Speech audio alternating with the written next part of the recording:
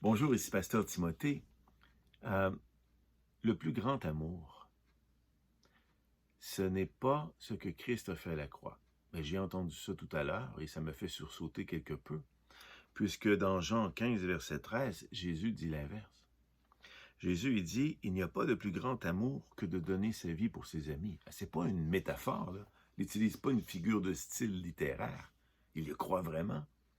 Il n'y a pas de plus grand amour que de donner sa vie pour ses amis. Alors, ce n'est pas de redevenir à un état où Dieu avait créé le monde parfait et avait placé Adam et Ève dans un jardin. C'est pas ça le plus grand amour. C'est pas de t'avoir créé, c'est d'avoir donné son Fils unique. Jean 3,16. Car Dieu a tant aimé, tant. Ici, tant signifie le wow. C'est plus que tellement, là. Il a tellement aimé le monde qu'il a donné son Fils. Et Jésus, dans Jean 15, se pointe parce qu'il est à quelques heures de donner sa vie. Il n'y a pas de plus grand amour que de donner sa vie pour ses amis. Écoutez, c'est de donner sa vie pour ses amis, et donc, symboliquement ici, c'est le sacrifice de Christ. C'est ça le plus grand amour. On va maintenant dans 1 Corinthiens 15, à partir du verset 45. C'est pourquoi il est écrit, « Le premier homme, Adam, devint une âme vivante. » Porteur de vie, n'est-ce pas? Le dernier Adam, Christ, est devenu un esprit vivifiant. Mais ce qui est spirituel n'est pas le premier. Ce n'est pas Adam, le premier Adam, qui est spirituel. C'est ce qui est naturel. Ce qui est spirituel vint ensuite, Christ. Le premier homme tiré de la terre est terrestre. Le second homme est du ciel. Alors, ici, écoutez, je ne peux pas prendre trop de temps pour expliquer tout, mais Christ est le second Adam. Alors, Dieu, il veut nous réconcilier avec lui par la mort de Christ, on l'accepte, c'est fait. C'est pas pour nous ramener à un état original dans lequel on était parfait avec Dieu, parfaitement amour, et qu'on aimait les animaux. C'est plus ça l'objectif de Dieu. Maintenant, Dieu a changé son plan. Il t'a rendu parfait, d'accord, pour que tu rentres dans le second Adam, qui lui est spirituel. C'est ça que Paul dit ici, dans première lettre aux Corinthiens, chapitre 15. Et maintenant, je vais dans Colossiens, chapitre 1, à partir du verset 15 ou 16, « Car en lui ont été créées toutes les choses qui sont dans les cieux et sur la terre. Tout a été créé par lui et pour lui. » Juste ça, c'est suffisant. On est créé pour Christ et non pas pour retrouver une vie antérieure qui était faite, parfaite et à l'image de Dieu. On a été changé, on a été transporté dans le royaume d'où?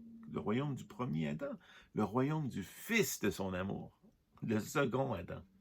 Et ce n'est pas qu'une image ici, c'est réel. Donc, il faut chercher à savoir qui est Christ, c'est ce qu'on est devenu, et arrêter de penser qu'on est des personnes redevenues parfaites et que maintenant on doit apprendre à vivre avec cette perfection et suivre Jésus comme modèle. C'est un faux enseignement si on croit cela. Le vrai enseignement, c'est que tout a été fait pour Christ, pour lui. Donc, ma vie ne m'appartient plus. Et ce qu'il a changé en moi, c'est qu'il m'a donné une nouvelle nature. Et les versets le disent. Alors, la nouvelle nature, c'est sa nature à lui qu'il a mis en moi. C'est son germe de vie. C'est le spirituel dont parle Paul dans Corinthiens. Et à travers Jésus, pas à travers moi renouvelé, transformé, à travers Jésus, je suis capable d'aimer comme le Père me le demande. Sans Jésus, je ne peux pas y arriver. Il n'y a plus de moi fondamental séparé de Christ. Dès que je donne ma vie à Christ, il n'y a que Christ qui prend le dessus. Et moi, on m'oublie de plus en plus, on me voit de moins en moins, parce que à tous les jours, je prends conscience de ce que je suis devenu. Et je ne suis pas devenu quelqu'un de nouveau, au sens où il a renouvelé, il a perfectionné mon moi. Il l'a aboli, ce moi-là. D'ailleurs, Jésus le disait, faut mourir à soi-même. Soi-même, c'est le fondamental de qui je suis. parce qu'il y a supérieur. Et Dieu nous regarde désormais à travers Christ. Nous sommes assis en lui. On n'est jamais séparés de Christ.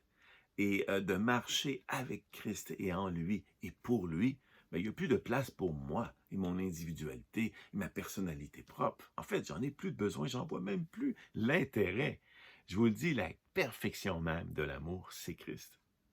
Jean 3,16 seul pourrait nous le dire, Jean 15 le répète.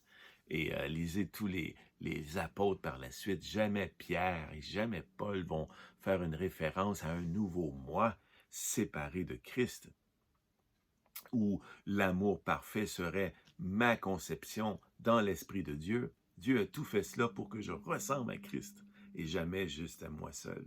Alors, à vous de trancher. Moi, j'ai tranché et pour moi, c'est un faux enseignement que de dire le contraire. Je vous laisse. Je vous souhaite une belle fin de soirée. Amen.